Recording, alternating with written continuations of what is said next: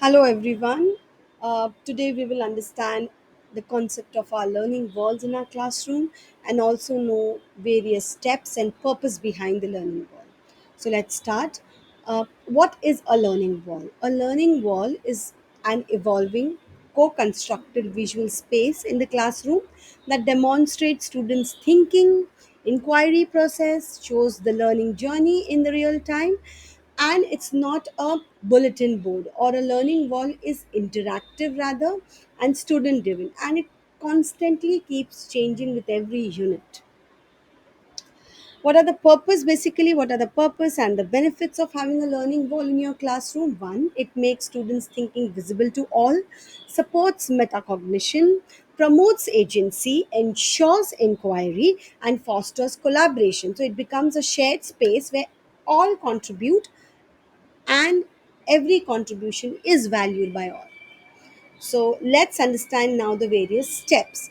First is choose a visible, accessible space in your classroom. Use a large wall area where all students can see, reach, and interact. Remember, it's a collaborative learning wall where your students are also co constructing with you. So it should be to the reach of your students. Ensure it's at eye level for students, specifically for early years learner.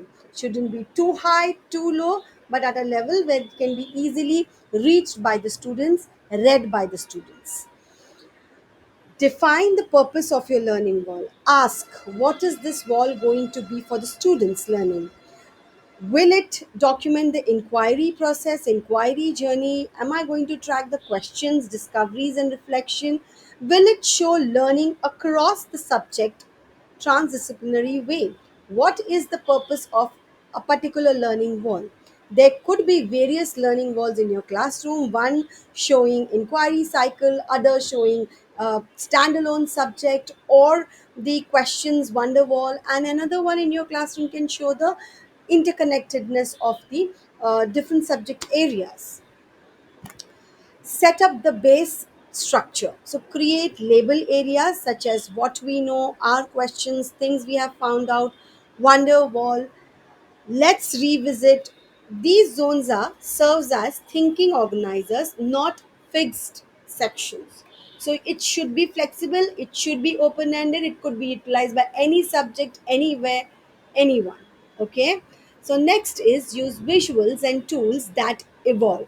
So you can use post-its, sketch notes, anchor chart, artifact timeline, digital QR codes, students' work in progress, mind maps, drafted model, some posters, etc. And your reflections also can go on the learning wall.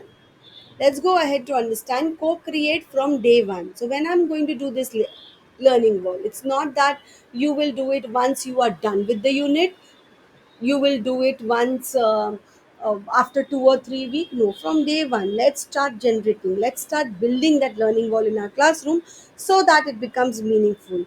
Every day revisit that learning wall, co-connect your teaching with that learning wall, then only learning is going to be meaningful, progressive, and visible. Start with a provocation. Let students respond and pin their thoughts. Use visible thinking routine. See, think, wonder.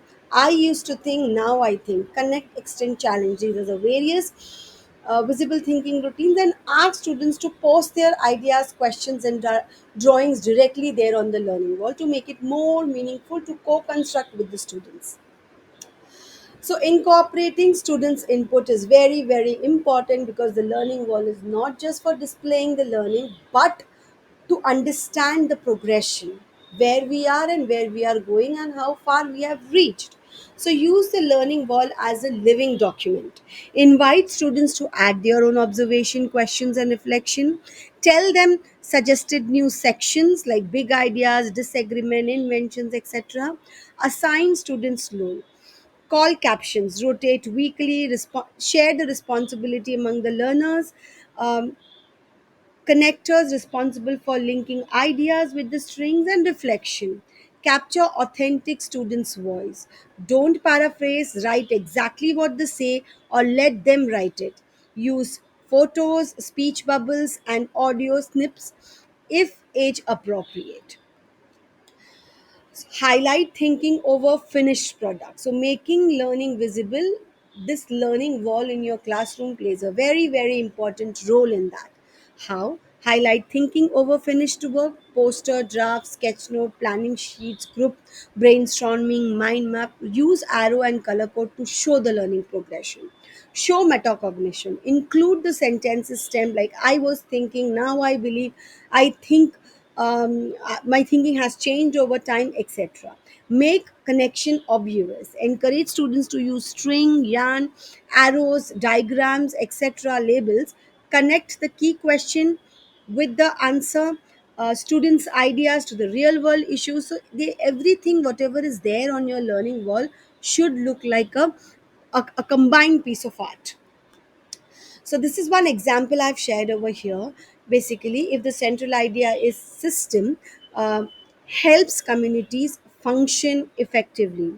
You will start with provocation, then you ask the students to put their questions over there, the area of the wall, everybody, the teacher, the student, they can use the learning wall to question each other, discuss how far we have reached. So it becomes a living document of your class, and towards the end of the unit, everybody can celebrate the learning, looking back at the wall and cherish the lovely movement.